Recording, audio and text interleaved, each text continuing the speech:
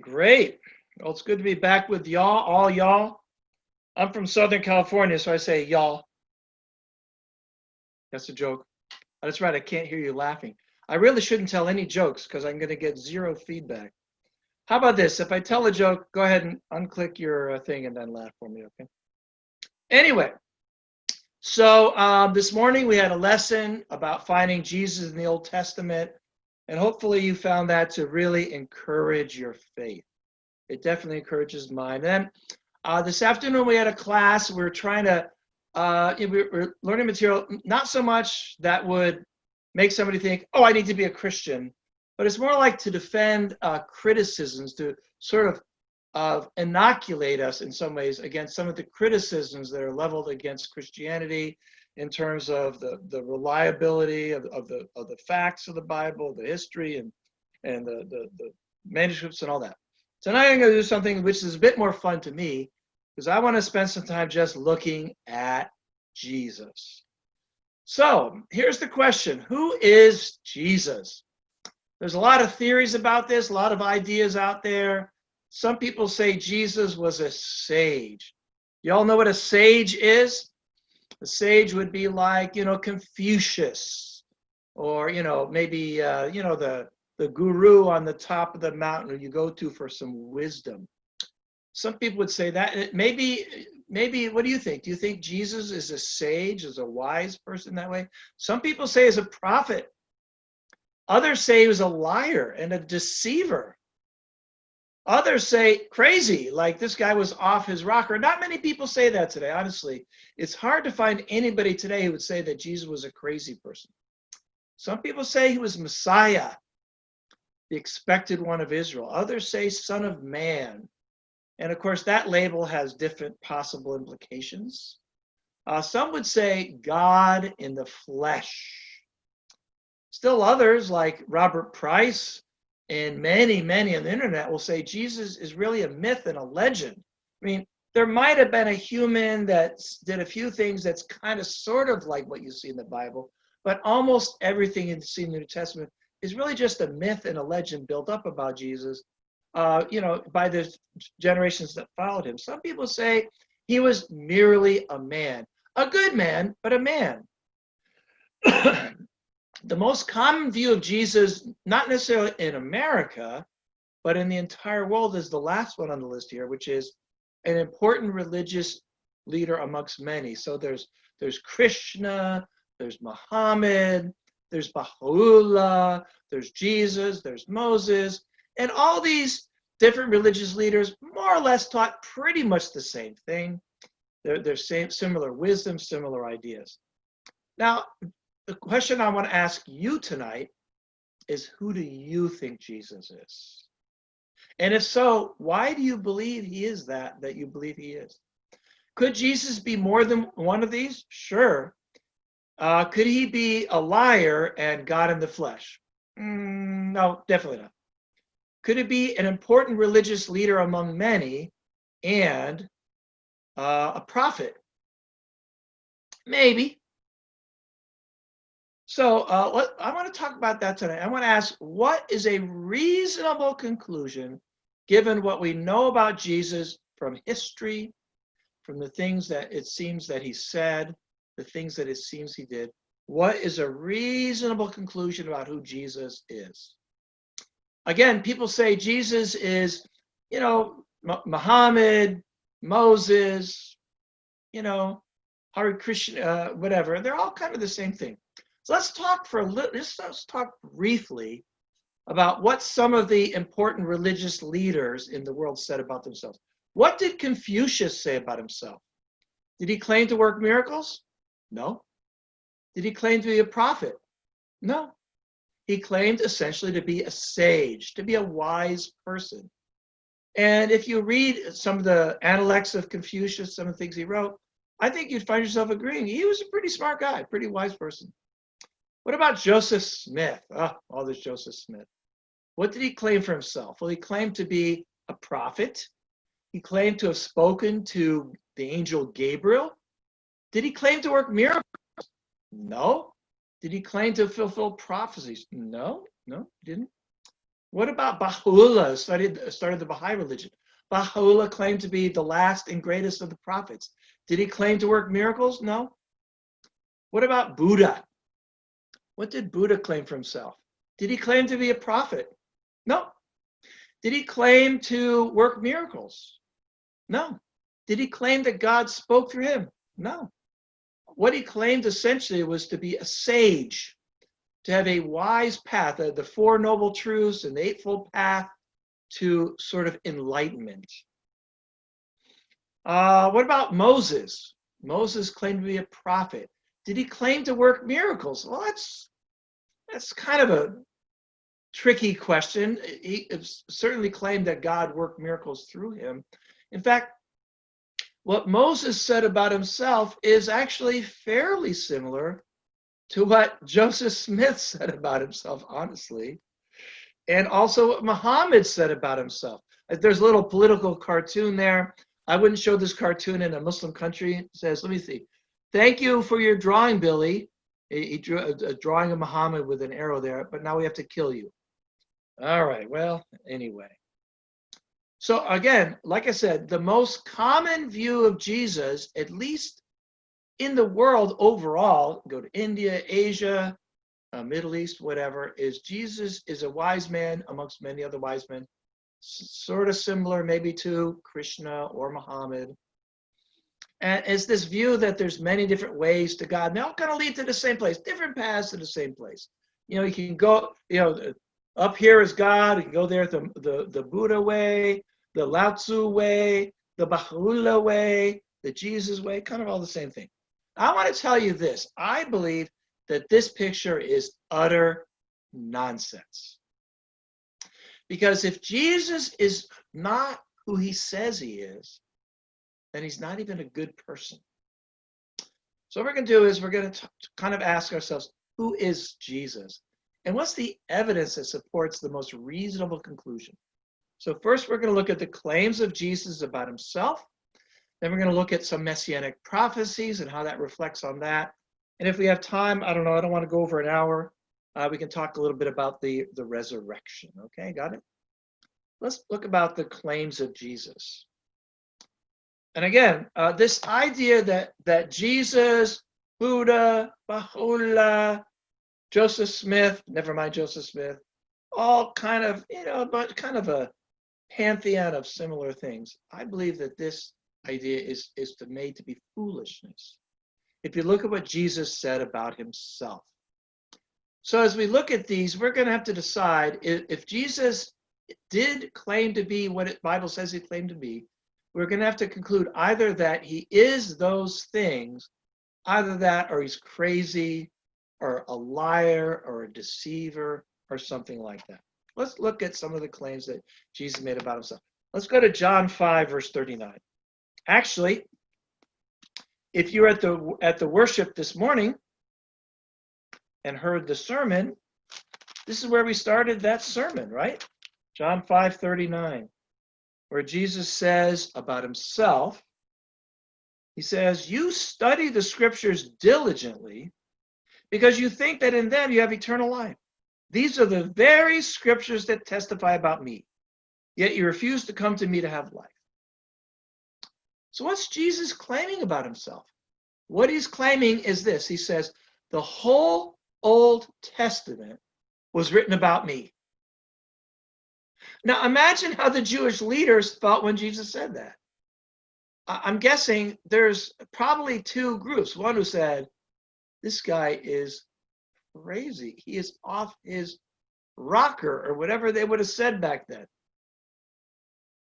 And honestly, I think, call me crazy, but either what Jesus says here is true or it's not true. I know we're in postmodernism, it's true for you, true for me, but seriously, either the Old Testament was written about him and they missed the main message, or it was not.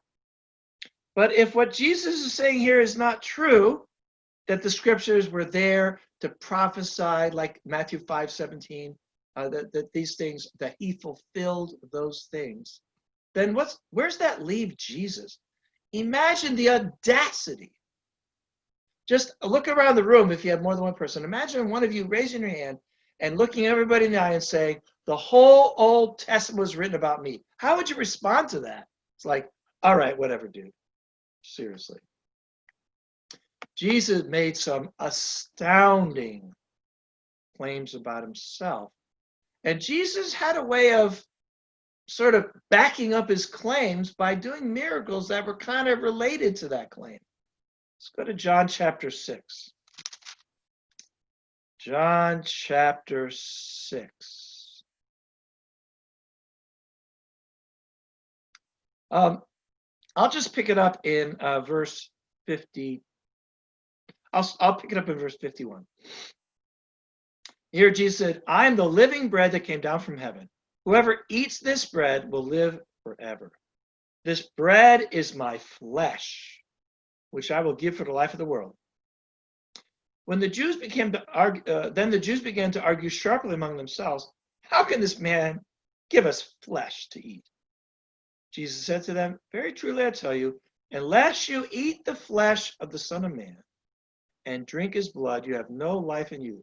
Whoever eats my flesh and drinks my blood has eternal life, and I will raise them up at the last day. Jesus said, I am the bread of life. And he said, whoever feeds on me will have eternal life. Did any other religious leader ever make a claim even remotely like this? Jesus says, I am the bread of life. I am the bread that came down from heaven. Says, if those who feed on me will be given eternal life. Now, again, forgive me for pointing this out, but it seems to me that either this is true about Jesus or it's not true about Jesus. And what if it's not true about Jesus? Then who is Jesus? Is he a sage then? Is he a prophet? How about none of the above? How about the most arrogant person who ever lived? Or, walking around in Israel making claims like this, all right, arrogant? How about foolish? How about suicidal? Crazy. You know, there weren't a lot of sort of, I'm not sure what I feel about this kind of responses. There were people that were convicted and people that really didn't like him very much at all. But what had he done just maybe a couple of hours before? What had he done?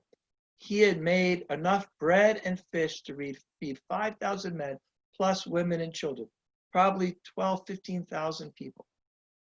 When Jesus said, I'm the bread of life, he just finished miraculously making bread. Has any other human being in history done something like this? Anyone?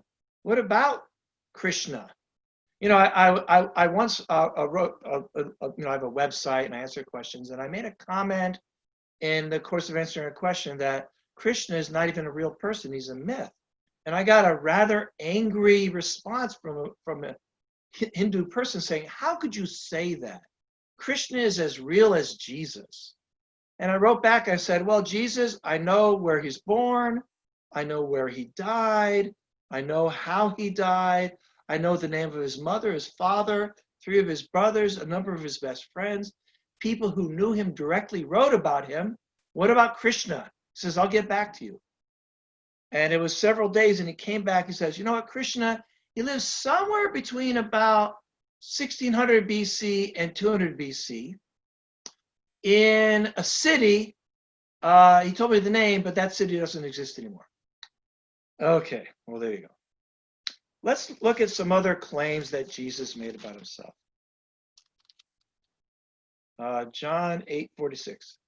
Just imagine, again, maybe you have a group in the room here. Just imagine one of you, just raise your hand. Guys, I want you to know, I am the bread of life. If you feed upon me, you will live. What would be your response? You'd be like, ha, ha, ha, very funny, ha. And they, what are you laughing for? He says, I'm the bread of life. You need to feed upon me. At that point, you're not laughing anymore, are you? You're like, this guy's crazy. This guy is. Jesus said it. And people believed it. Why? Well, what did he just finish doing? John 8:46. Another claim of Jesus. Let's go back to verse 45. Yet because I tell you the truth, you do not believe me. Can any of you prove me guilty of sin? If I'm telling the truth, why don't you believe me? Whoever belongs to God hears what God says. The reason you do not hear is that you do not belong to God. The Jews answered him, aren't we right in saying that you are a Samaritan and demon-possessed? What did Jesus claim here? Jesus claimed to have lived a sinless life. Has any other human being ever claimed to their contemporaries, to those who knew them, that they lived a sinless life? What about Muhammad? His temper was famous. Even amongst Muslims, his temper is famous. Never mind, some other stuff that I'm not going to mention at this point. I don't want to be disrespectful. What about Muhammad? What about Buddha? I've read up a lot on Buddha. I know quite a bit about his biography and his philosophy. Honestly, I like his philosophy. But, there's the fact that he abandoned his wife and kids in order to pursue this religious thing. I don't know. Let's just imagine, again, let's assume we have a group in the room here. I know you assume we have a group. I see they're in the Mackey's living room. All right, somebody raise their hand. Somebody in the Mackey's living room, raise your hand right now, okay, please? All right. Yeah, now tell the rest in the group that ask them if you're guilty of sin.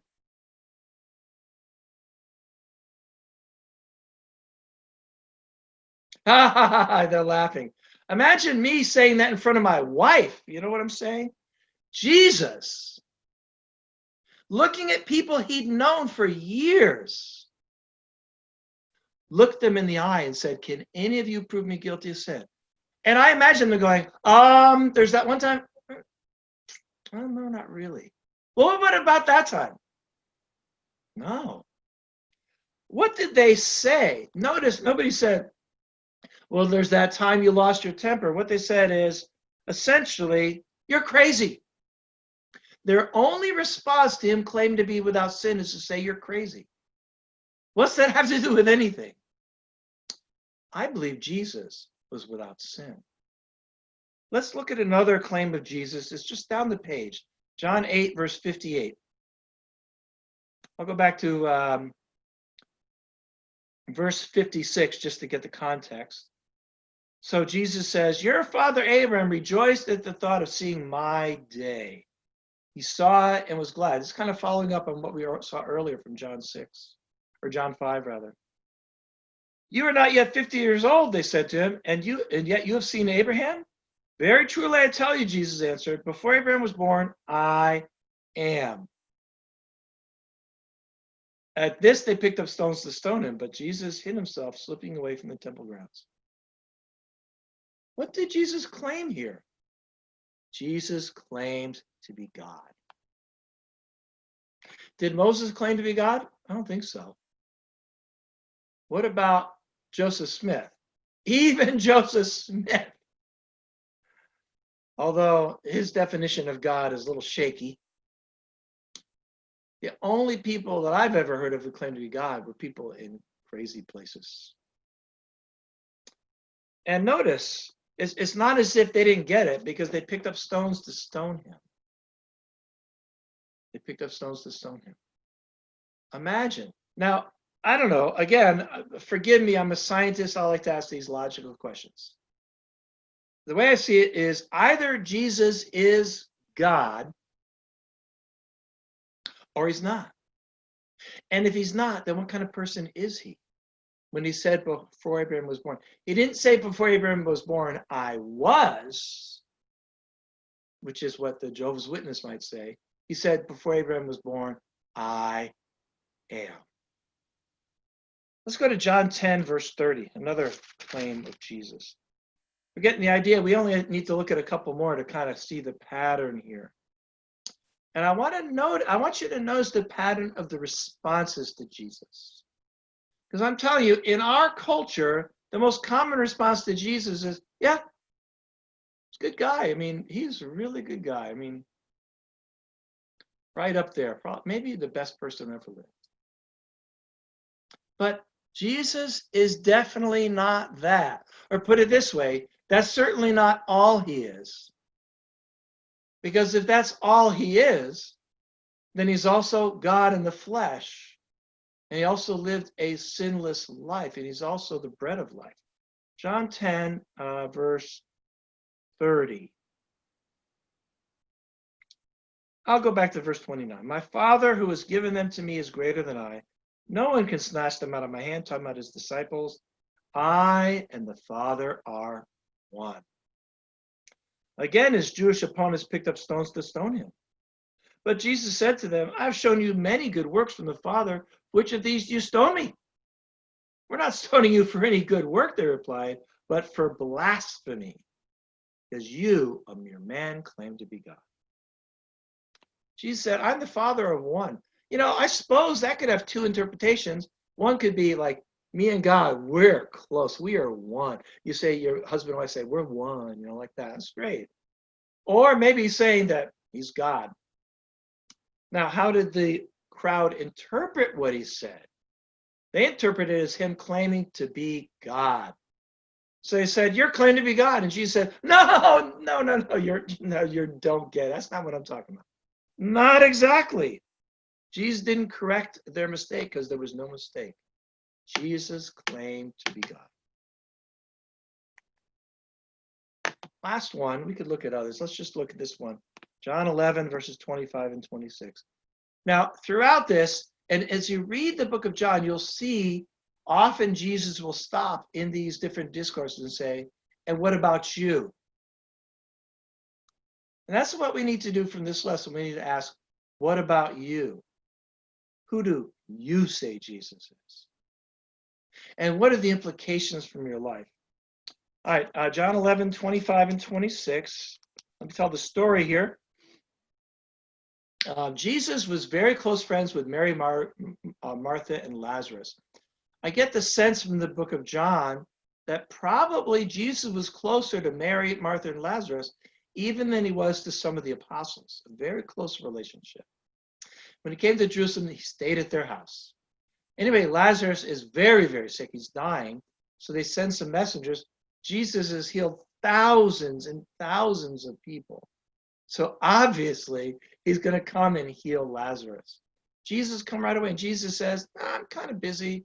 I'll get there later on. Now, you know, if you read the account, Jesus knew exactly what was going on. So he shows up in Bethany, and by now, Lazarus has been dead for 4 days. Do you know what a human corpse is like in a warm climate after 4 days? I think you know. Anyway, so verse 24, Martha answered, I know he will. Let's go back to verse 23, sorry. Jesus said to her, your brother will rise again. Martha answered, I know he'll rise again in the resurrection at the last day. Jesus said to her, I am the resurrection and the life. The one who believes in me will live even though they die. And whoever lives and believes in me will never die. Do you believe this?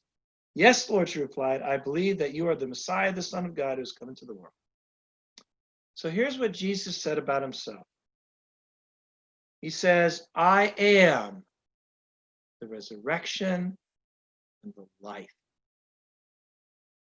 Not I offer resurrection, not I give life. He said, I am the resurrection and the life. And he says, if we believe in him, we will live even though we die. Jesus won amongst other religious leaders. Now, I'll tell you right now, if this is true of Jesus, then Muhammad is a false prophet and a liar. If this is true of Jesus, then Hinduism is false religion. If this is true of Jesus, so is Buddhism and every other religion other than Judaism. But if Jesus is not the resurrection and the life, then what is he then? Crazy person. I don't know. In fact, honestly, anything else other than it being true doesn't even really make much sense if you think about it. So what's Jesus do? Like I said, Jesus had a way of doing miracles to kind of back up the claims he made about himself. I'll tell you this, no one ever made claims even remotely like those Jesus made about himself. This is a fact. Let's skip down a little further in the story. I'm sure most of you or many of you know what happened. Jesus went out to the side of the tomb, and there's people mourning there. There's a fairly large crowd, and Jesus asked them to roll back the stone, right? Let's pick it up there. All right. Verse 38. Jesus, once more deeply moved, came to the tomb. It was a cave with a stone laid across the entrance. Take away the stone, he said. But Lord, said Martha, the sister of the dead man, by this time there's a bad odor, for he's been there for 4 days. Then Jesus said, did I not tell you that if you believe, you would see the glory of God? So they took away the stone. Then Jesus looked up and said, Father, I thank you that you've heard me. I know that you always hear me, but I said this for the benefit of those standing here and for those of us right now reading this story, that they may believe that you sent me. When he had said this, Jesus called out in a loud voice, Lazarus, come out. The dead man came out, his hands and feet wrapped in strips of linen and a cloth around his face. Jesus said to them, take off the grave clothes and let him go. Has any other man ever done this? Has any other man made a claim like Jesus made? I really love how John finishes up the story here. It says, therefore, many of the Jews who had come to visit Mary and had seen what Jesus did believed in him. Yeah, I think so. I could see why. 4 days, a disgusting, horrible odor comes wafting out of the cave, and out walks Lazarus. If you skip down a little bit, some people, they weren't too happy about this. Verse 47, what are we accomplishing? Here's this man performing many miracles. If we let it go on, everyone will believe in him, and then the Romans will come and take away both our temple and our nation. Then one of them, named Caiaphas, who's high priest that year, spoke up. You know nothing at all. And basically, at this point, they've decided to plot to take his life. Why did they decide to kill Jesus? Is it because they didn't believe he worked this miracle? No. It's because they knew that he worked this miracle. And to them, Jesus is a dangerous man. Who do you think Jesus is? Is he a wise person? Okay. Son of man? Okay. God in the flesh? Messiah? The resurrection and the life? The bread of life? Who do you say Jesus is? Like I said, in our culture, the most common response to Jesus, it's a good guy, you know, I might even go to church. Maybe I'll go to church next Easter. Or, you know, Jesus was a spiritual person. I'm a spiritual person. Yeah, me and Jesus, we're both kind of spiritual. And I tell you that response is crazy. It makes absolutely no sense. Because if Jesus is who he says he is, the only rational response is either to bow at his feet, call him Lord, and give your life to him, or to reject him, to hate his religion, and do your very best to destroy everything Christians are trying to do. Anything in between is not really rational. So why do we have so many people in between in our culture? I think it's because they've never really been confronted with who Jesus says he is. That's our job, folks. That's our job. Who do you say he is? Again, the options are fairly limited. Crazy? You know, even his family members said in Mark 3, he's out of his mind. But What do crazy people do? Crazy people do crazy things, and Jesus did not do the things that crazy people do, other than claiming to be God, which is a little crazy, unless you actually are. Maybe he's a liar. But how do liars behave? The idea that Jesus was a liar is absurd. That idea that Jesus was crazy, again, is absurd. I'm really left with only one possible conclusion: that Jesus is the bread of life, that he is God in the flesh. He is I am. He's the Messiah. Now, next, I'm just going to go into our next little section. I want to talk a little bit about some reasons that I personally believe that Jesus is who he said he is. For me, the thing that convinced me first was when I read the book of John. I read the book of John, and I knew it was true. I knew it was true. But I'm a scientist. I'm a skeptic by training, so I needed some evidence. So I went out and did a little bit of research, and I started looking into messianic prophecies. I'm going to look at Luke 24:44. Now, the lesson this morning, it gave a whole range of kinds of prophecies, as you will, in addition to these historical prophecies, which are the most obvious ones. I believe the evidence that Jesus is the ultimate fulfillment of everything in the Old Testament is an absolute slam dunk case. But I want to talk about a limited version of the evidence for that based on messianic prophecies. Let's read John 24, verse 44. He said to them, "This is what I told you, I'm still with you. Everything must be fulfilled that is written about me in the law of Moses, the prophets, and the Psalms." So Jesus is telling his apostles, all these things in the law of Moses, the prophets, and the Psalms, which, by the way, is the three divisions of the Jewish Bible. Basically, saying all these things that fill the Jewish Bible, I need to complete fulfilling them. In other words, he's saying, I am the fulfillment of all the prophecies of the Messiah. So what we're going to do is we're going to take a look at some of the prophecies and some of the fulfillments. But what I'm going to do is I'm going to purposely take sort of a skeptic's eye view of this. And we're going to ask some questions as we look at these prophecies and at the fulfillment. Question number one that somebody could ask is, well, how do I know for sure that the things that Jesus did followed after the things that were written about him? How do I know that? It's a good question. And the answer is, well, there's the Septuagint translation of the Old Testament that was made somewhere between 250 and 200 BC.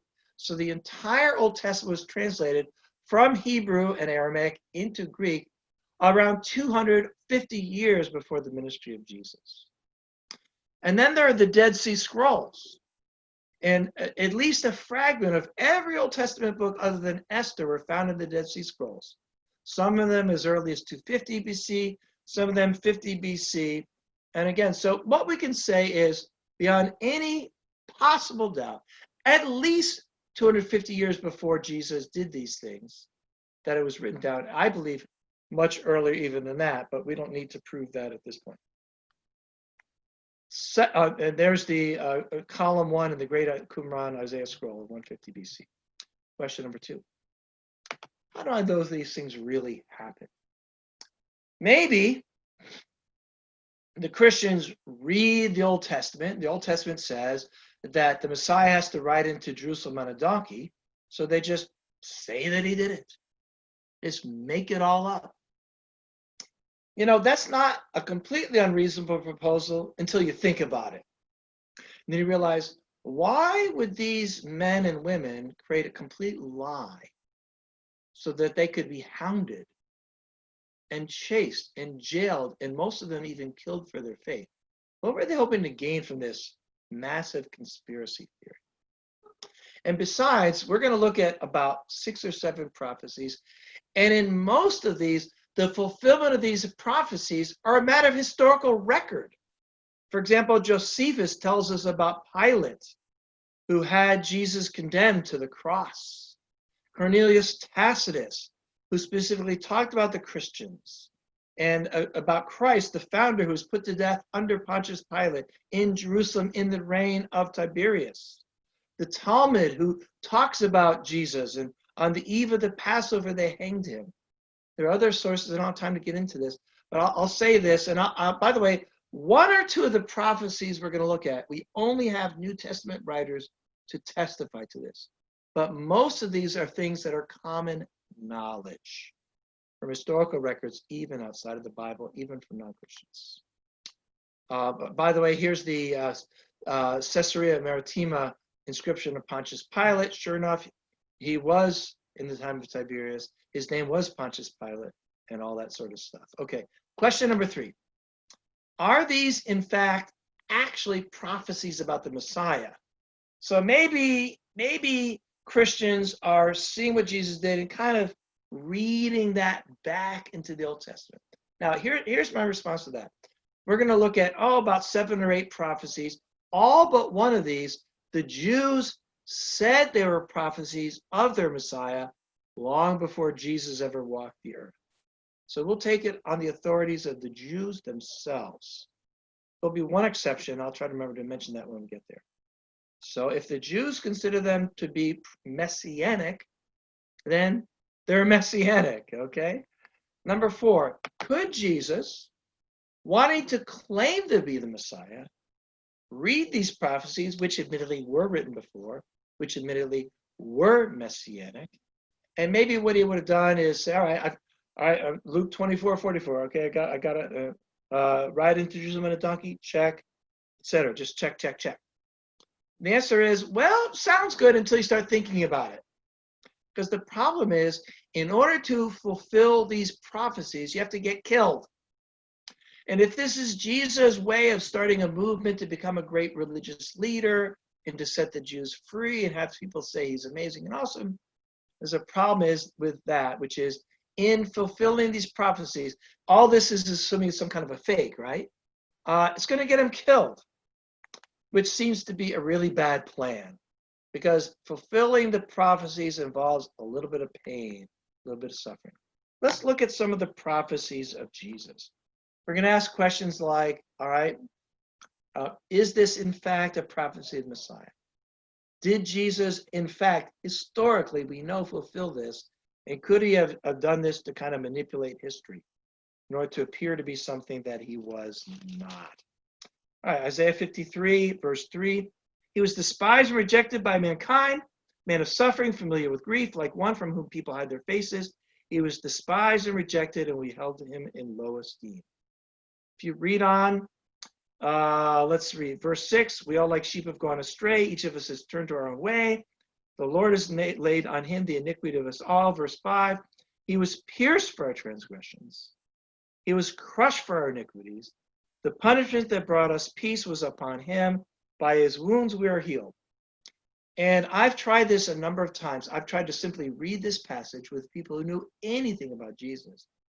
Even though they had no idea what Isaiah 53 was, they didn't even know what prophecy was. If you read this, just common sense.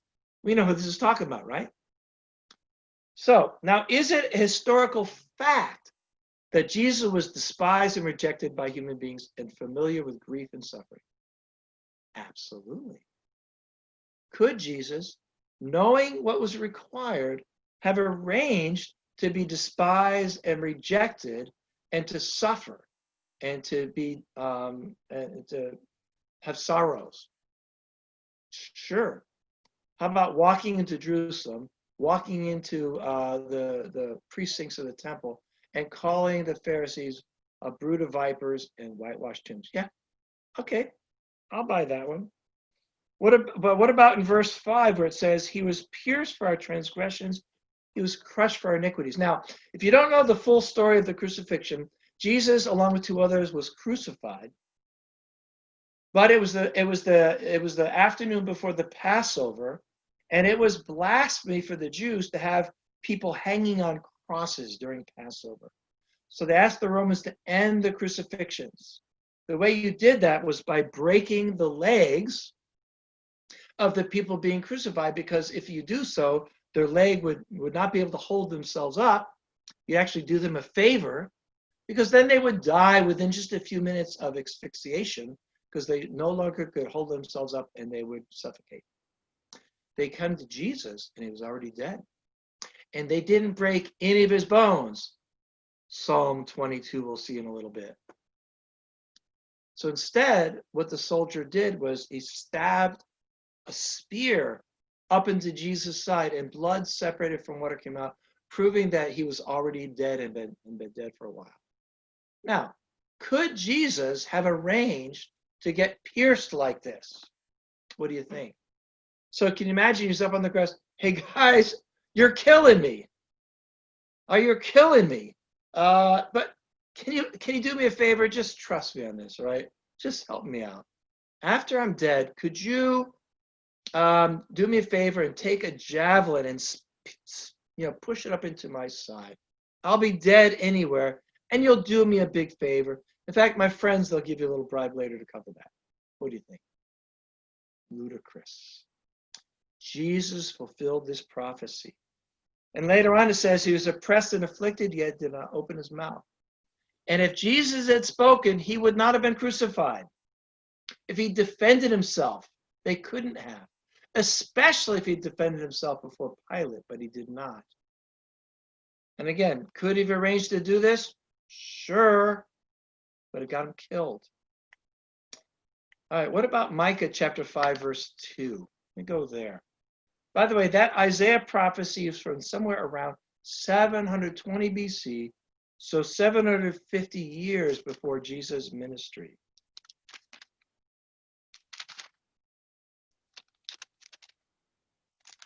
All right, let's go to Micah chapter 5, verse 2. By the way, Isaiah 53 is considered a messianic prophecy, even by the Jews. I didn't mention that.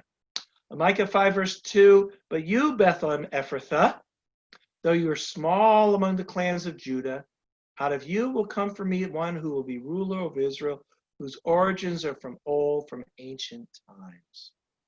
This is absolutely a messianic prophecy.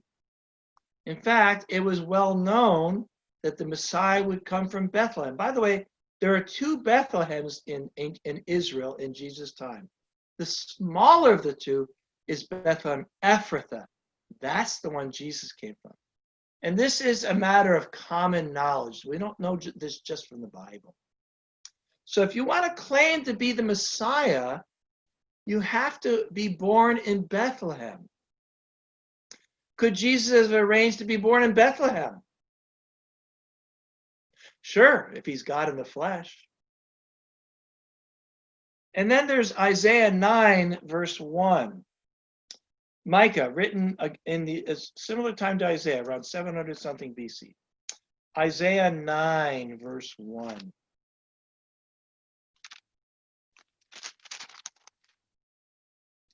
Says, nevertheless, there'll be no more gloom for those who are in distress. In the past, he humbled the land of Zebulun and Naphtali. But in the future, he honored Galilee of the Gentiles by way of the sea beyond the Jordan. What's he talking about? Let's skip down to verse 6. For to us a child is born, to us a son is given, and the government will be on his shoulders. He will be called Wonderful Counselor, Mighty God, Everlasting Father, Prince of Peace. Is this a messianic prophecy? Absolutely. And what's it talking about? The land of Zebulun and the land of Naphtali. Now here we have a map of the promised land divided up by the different tribes. You can see the blue area is Zebulun and the brown area is Naphtali. That's why it mentions Galilee of the Gentiles. Now I'm going to go to the next slide, which is the same area during the time of Jesus' life. And I want you to notice where Nazareth is. Find Nazareth. Nazareth is right on the border between Zebulun and Naphtali.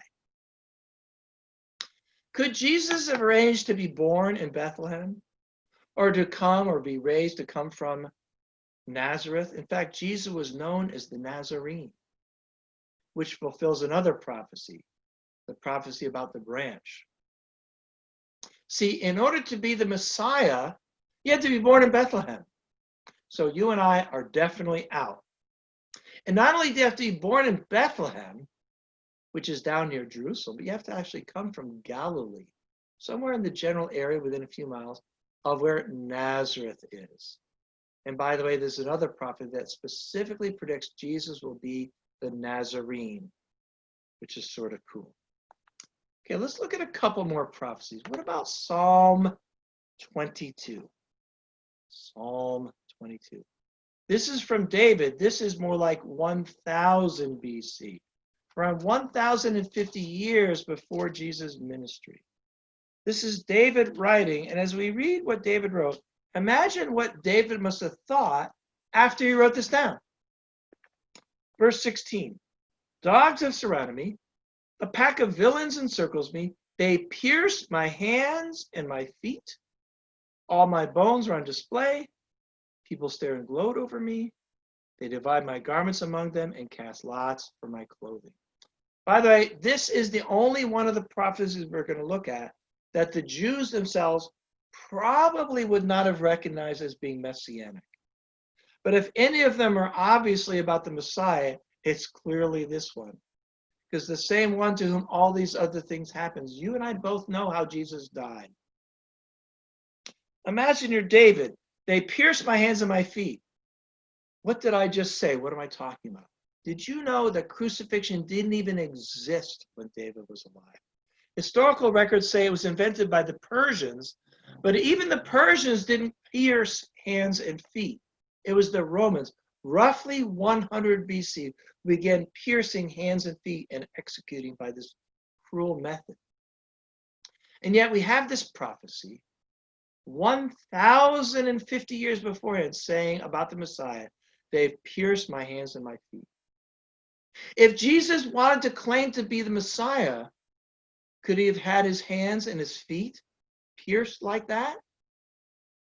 Turns out for a Jew, it was pretty hard to get crucified because the Jews didn't have authority to crucify. Only the Romans could. And why would the Romans want to kill somebody like Jesus? They had no reason to. And again, I can count on my bones, talking about the fact that none of his bones were broken. And it says, they divided my garments among them and cast lots for my clothing. Now, like I said, most of these prophecies involve things we know from outside of the Bible. This one, I'll have to say, the only reason we know it is because John tells us about it. But according to John, at the feet of the cross, as they were crucifying Jesus, they were dividing up his lots amongst them. One for you, one for you, one for you, one for me, into 4 piles. But when they came to the inner garment, it was of great value, so instead they cast lots.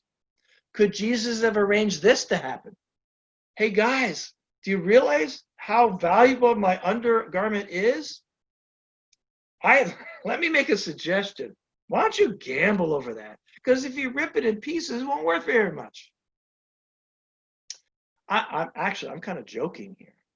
The idea that these are not about the Messiah, and the idea that Jesus did not fulfill these prophecies, that he's not in fact the Messiah that is predicted by these prophecies, this idea is starting to become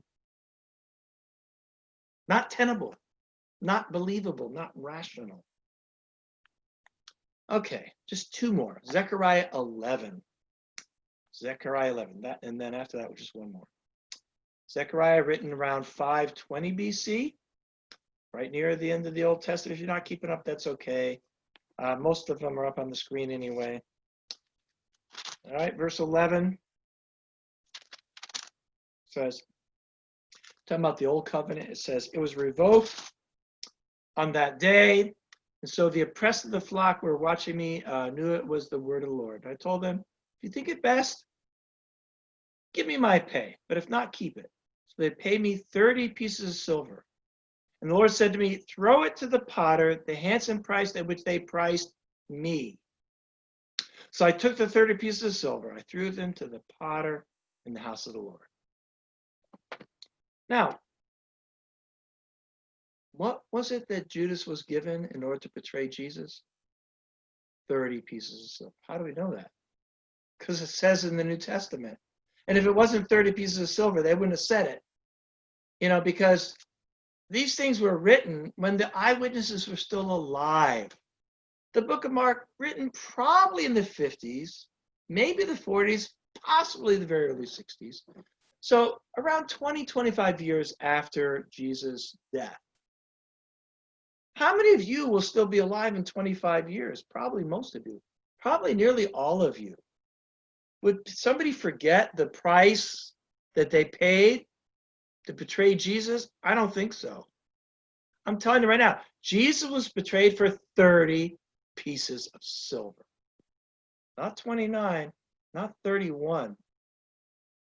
I like to imagine the men who were there who pronounced judgment on Jesus. I like to imagine them picking up the Bible, the Old Testament, I don't know, a few months later, and they're reading 30 pieces of silver. Rats, we should have given him 100. I said 100. I said 20. All right, 30 pieces of silver. Notice, the instant price at which they priced me. That's God speaking. God is saying, they betrayed me for 30 pieces of silver. You know what happened? If you read the book of Matthew, you find out. Judas came, and out of remorse, exactly why we're not sure, he threw the money back into the temple. They said, you can't take it. So they used that money to buy a potter's field. Exactly fulfilling the prophecy. At some point, the case is made. At some point, any other conclusion than the obvious here is evaporating. All of these prophecies made hundreds of years before Jesus. Almost all of them known from external sources to have been fulfilled specifically by Jesus. And virtually none of them he could have arranged. He certainly wasn't in the room when they picked 30 pieces of silver. Last one. This is in some ways my favorite. Go to Daniel chapter 9. Daniel chapter 9. Here, Daniel's been reading the book of Jeremiah, either Jeremiah 25 or Jeremiah 29. There's a prophecy there from Jeremiah that the captivity of the Jews in Babylon will be for 70 years. If you look in Daniel 9, Daniel's reading this during the time of Darius, the son of Xerxes. And so we don't know the exact time frame. It's somewhere around 538, 536, 534 BC. At this point, Daniel's been in captivity for around 70 years. And the prophecy says 7 years. So Daniel starts praying and says, God, answer the prayer. Answer the prayer of coming to save us in 70 years. Now let's look at the answer to the prayer. It starts in verse 20.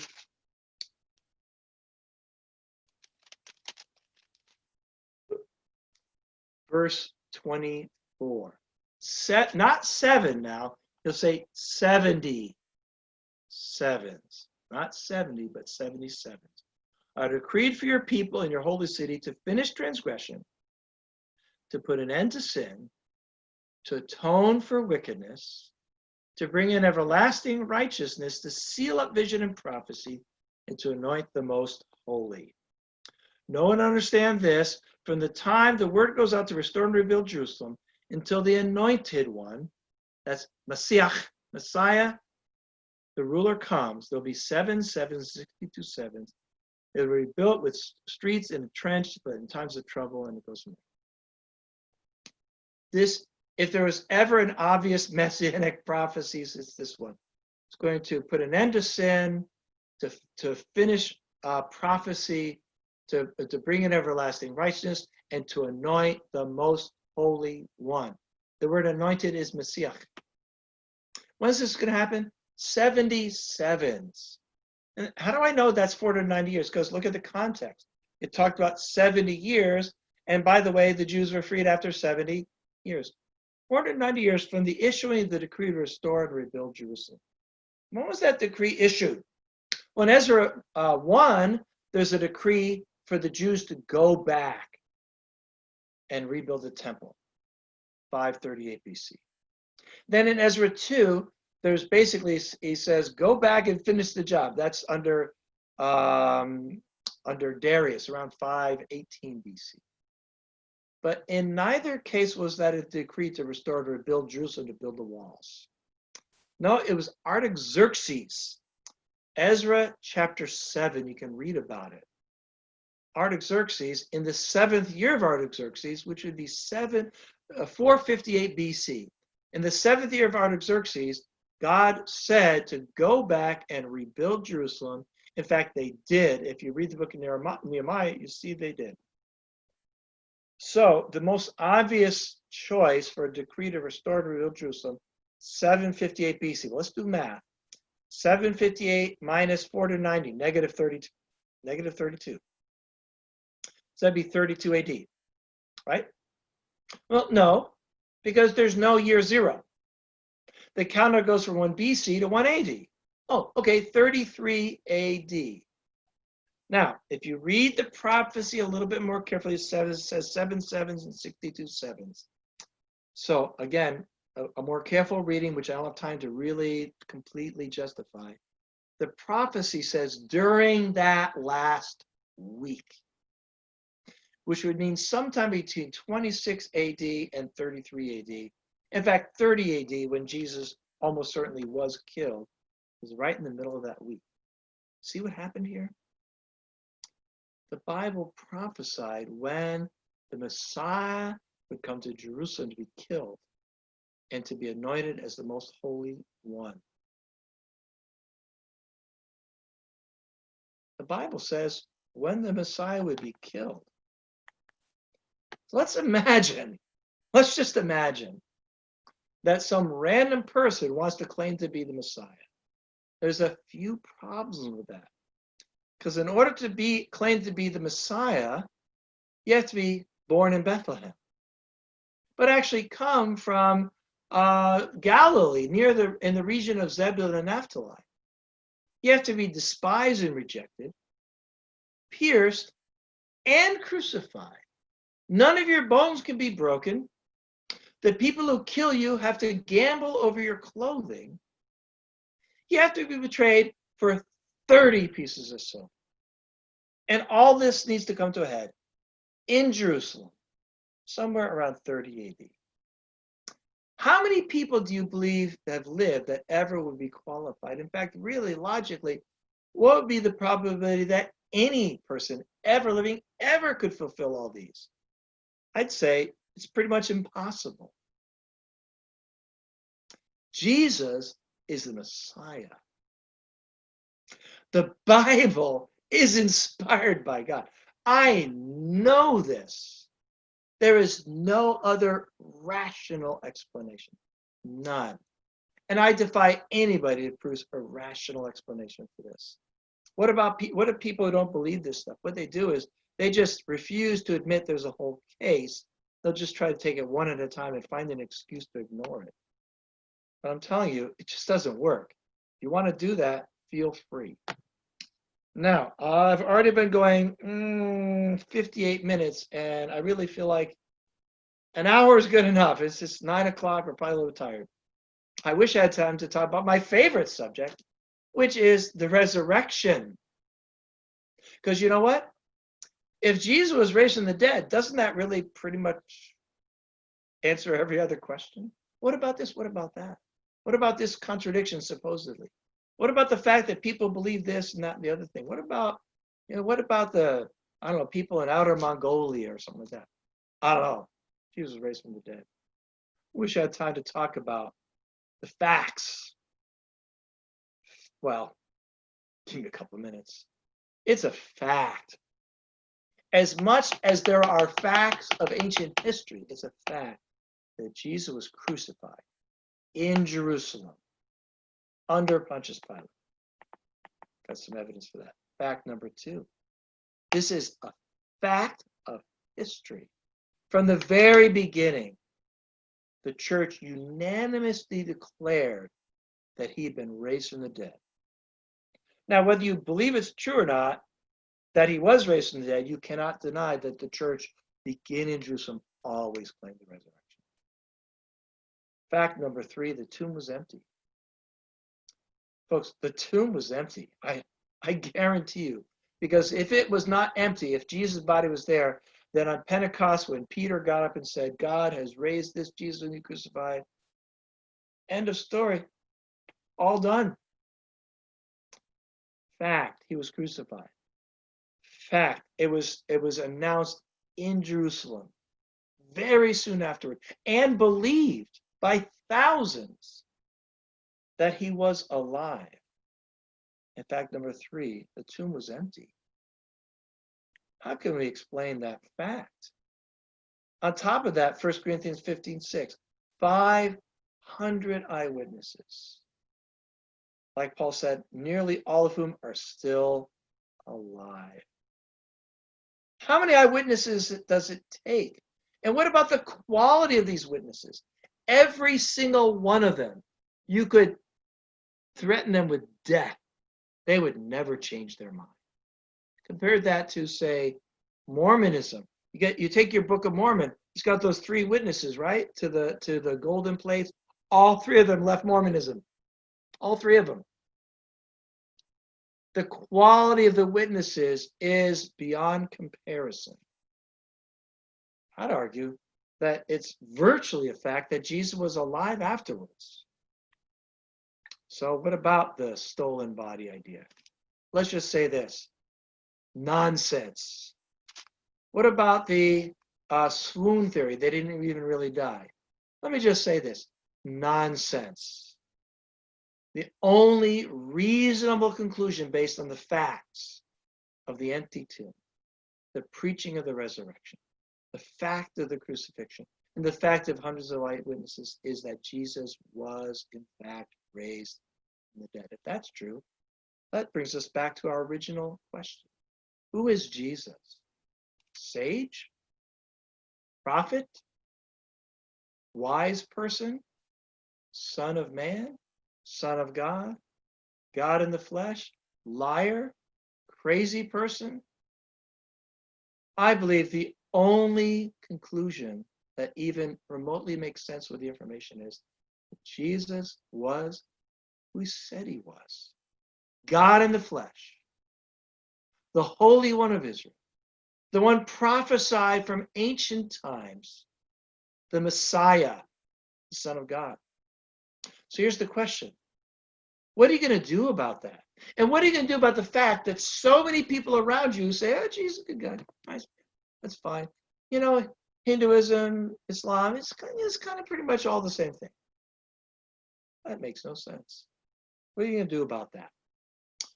All right. Anyway, I'm really glad you all came tonight. Hopefully you can use this information. If you go to my website, we've got a Bible study there that you can find that you could use to kind of study this out with people, especially about the Messianic prophecies. Anyway, we'll stop there. And hopefully there'll be some questions from the people who are taking part. I'll happily take some questions if there are some now.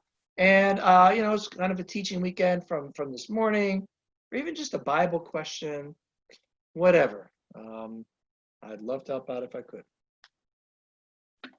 And if I can't, go to my website, ask a question, because I've got lots of questions that are answered there, or send me a question. All right, so what do you say? Fantastic lesson. Thank you so much. Thanks. John, I was, thanks, good job. I was recently listening to this or watching this National Geographic special about the burial place of Christ. I wondered if you have any thoughts about that. That's the Church of the Holy Sepulchre in Jerusalem. Right. Yeah, it is a possible burial place for Jesus. We can't prove that it wasn't. Of course, to Christians, who cares? Because guess who's not there? Right, totally. So it doesn't really matter. But it turns out that already in the early 4th century, Constantine's mother, her name was Helena, and she went on a pilgrimage to Palestine and trying to find sort of locations. She was kind of superstitious, I guess, and so she tried to find the actual tomb where Jesus was buried. And this was her best guess. This is only about 300 years afterwards. So is it possible? Not likely, because Jerusalem was destroyed in 70 AD. And then again, after the Bar Kokhba rebellion, it was destroyed again. But it's possible. And if scholars who've tried to picture the most likely location, which would be just outside the city, near the wall, on a hillside, it's possible. I would say less than 50-50, but it's certainly possible. And when they've excavated in there, there's good evidence that this was the site of tombs, certainly by the 3rd century AD, and possibly earlier than that. And again, the religious significance to the Catholic Church, to the Orthodox Church, to the Coptic Church, for them, it's pretty significant. For us as Christians, I just don't think it matters. But it is kind of fun to think about it. I've actually been in the church. It's kind of embarrassing because the Armenian Church and the Greek Orthodox Church and the Maronite Church, all these churches fight over this thing. So they finally gave the keys to a Muslim guy because they were fighting about who could get in. It's kind of embarrassing. No. It's a neat church, but it's kind of dark in there, and I don't know. Yeah. Any other thoughts or questions about that, or is that kind of? No, that was it. Thank you. I was just curious. Yeah, it's got a fascinating history, and I've read. I don't know if I read that National Geographic article, but I've read others. And National Geographic does some stuff that's pretty questionable about Christianity, but that article seems to be pretty darn good. I think they did a good job, and they don't seem to be hyper skeptical.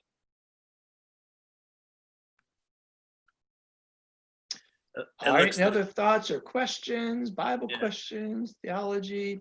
It does look like Annie had a question on when volume 4 of Church History might be finished.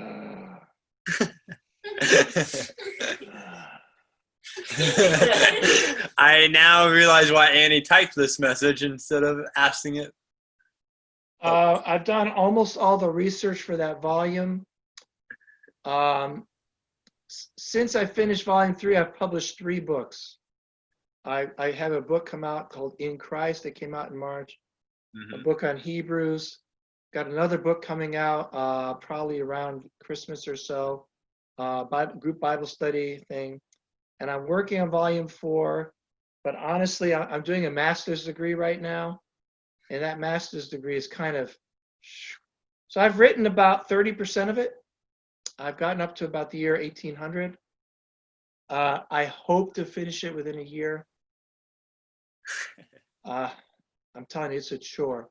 I mean, the amount of reading for any one, volume of that book is like this much, and I've already read at least this much for this volume. So unless I die first, I'll be completing it within a year, maybe within 2 years, absolutely, most likely. Right now, I'm leading a church and doing a master's degree, so it's kind of tough. Sorry about that. Believe me, if I hadn't taken this job leading this church in Bakersfield, it would have been done by now, for sure. But I got a job, it's kind of annoying, but the church, just kidding. The church expects me to do stuff like study the Bible with people and preach sermons. Just kidding. All right, looks By like the way, everybody can turn on your speakers if you want. That's fine. Go for it. All right. So this is Darren again. Yeah. What's up? So I've been taught that miracles were always done to confirm the word of God. And I'm curious, what do you think the purpose of the transfiguration was? First of all, the transfiguration wasn't a miracle. And second of all, not all miracles were done in order to to confirm the message. Now, let me kind of answer more than one aspect of that. First of all, in Hebrews 2, it confirms what you're saying, that at least sometimes signs, wonders, and miracles were done in order to testify to the message. Let's see. Yeah. Hebrews 2, verse 3. How shall we escape if we ignore so great a salvation? This salvation, which was first announced by the Lord, was confirmed to us by those who heard him. God also testified to it by signs, wonders, and miracles. But Jesus didn't always do miracles in order to testify to the authority for what he said. For example, when he turned water into wine, that wasn't what it's about. And I believe Jesus did far more miracles out of compassion than in order to essentially testify to his authority to say what he said. But it was both. Great. And then the transfiguration, that was not a miracle by virtually any definition of a miracle. That was a religious experience. That was a theophany, as you will, God revealing himself directly. So why did he do that? Yeah, why do you do that? Well, I don't know. I can think of two reasons. One is because Jesus was in a tough spot right then. So it could have been God helping his son, because Jesus was fully God, but fully human. I believe more likely, though, it was in order to convince the three closest friends of Jesus, but also there's a lot of prophecy fulfillment, a lot of type, anti-type, foreshadow connection there. There's a lot of connection to Moses on Mount Sinai, Jesus in the Mount of Transfiguration, the fact that it's Moses and Elijah sort of making this Old Testament, New Testament connection. So I think the answer is complicated. Okay. It's multifaceted, but it was not a miracle. Yeah, at least not by my definition of a miracle. Makes A sense. miracle being something that happens which, according to natural law, as far as we know it, couldn't possibly happen. Something which apparently violates natural law. All right, next. I have a question that goes along with that, the Hebrews 2:4, because focus there seems to be more the apostles and the gifts of the Maybe, Holy maybe Spirit. not though. Yes. I'm wondering if it has more to do with the Holy Spirit was doing this Yeah. to prove who the apostles were, to give them, to kind of credential them and to credential the whole message. I don't think it's so much credentialed the apostles, although it did that as well. It primarily credentialed the message they were giving. And I agree with you that although it's true, I did apply this to Jesus, sort of in a way, because I was answering a question about his miracles. But yes, I think you're right that in the context of what he's talking about, the message delivered to them, it says this salvation was first announced by the Lord, right, by Jesus, then confirmed by those who heard him, which would be the apostles, and perhaps some others who were eyewitnesses, and then confirmed. So the message that was being received, the written message, and the sort of the miraculous preaching, confirmed by these gifts. Yeah, so I believe you're right that in Hebrews 2 he's primarily referring to the signs, wonders, and miracles done by those who preached the message. That's true.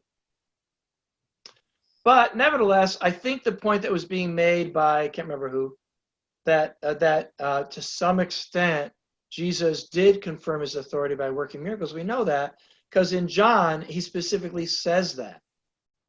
He specifically refers to the miracles he's worked as, because they ask, by what authority do you do these things and you say these things? And he refers to the miracles that he worked. What I'm saying is that's not the only reason he did miracles. In fact, he even did miracles which were not even for that reason. I've got a book on the miracles of Jesus.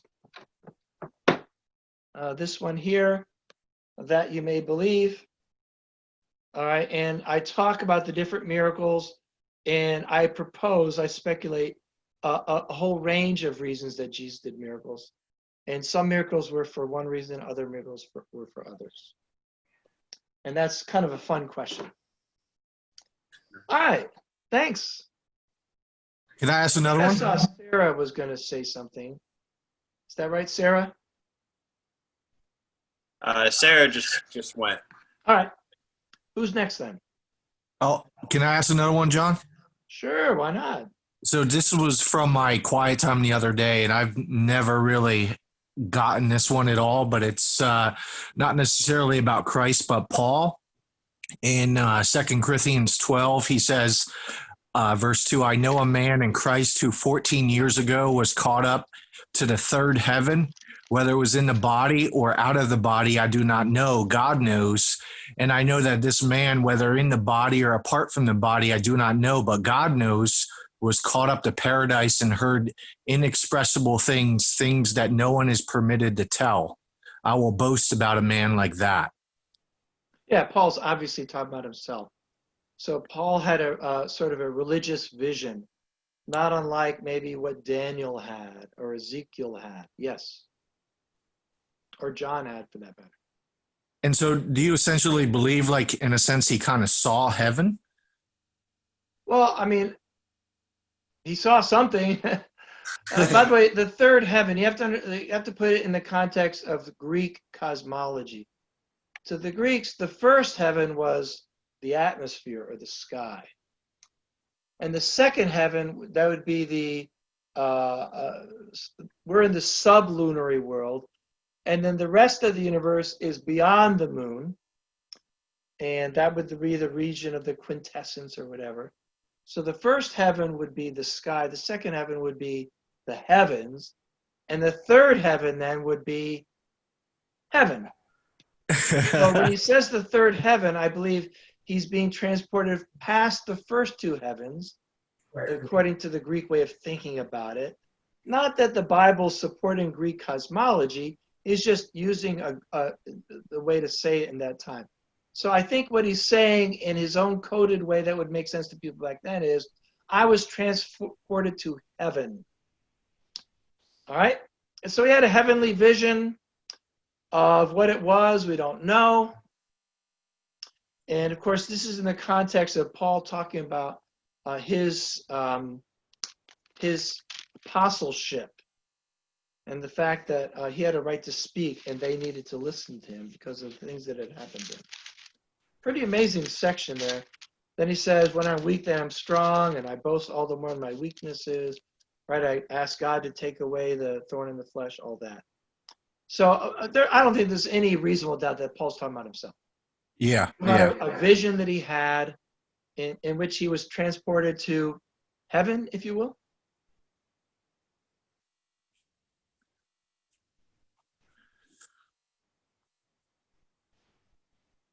All right, thanks. Yeah. Sure. Yeah, I've got a quick question.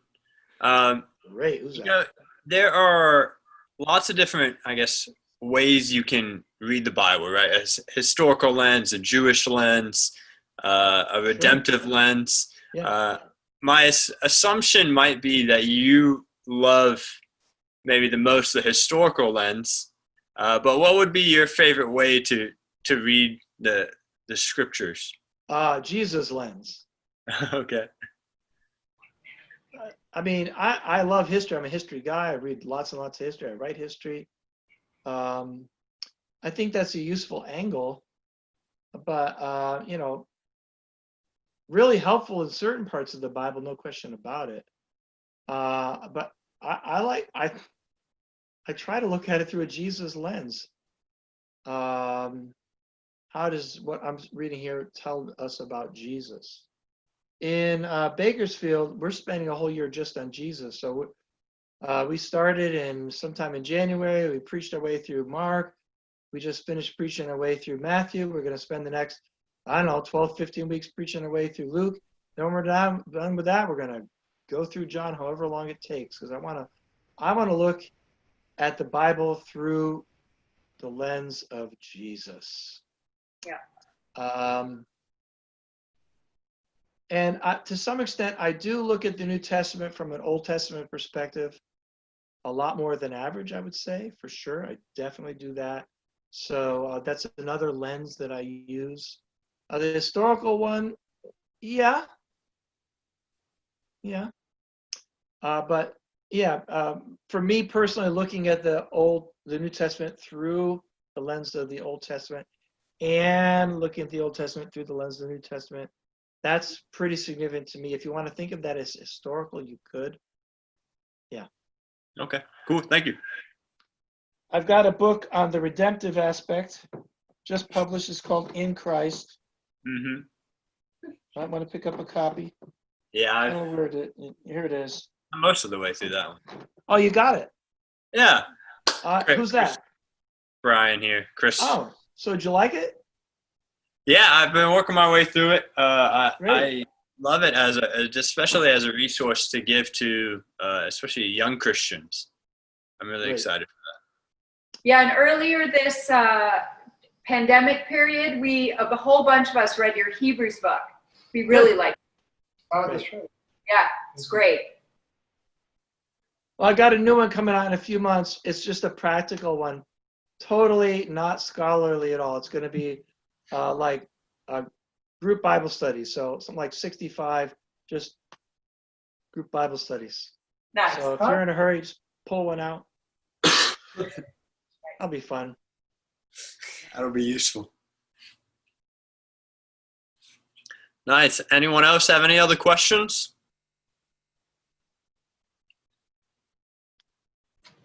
All right. Well, it's Sunday night. People are probably Yeah. trying to get ready for the week. Yeah. Well, we definitely want to, John, thank you so much for just Sure. this whole day.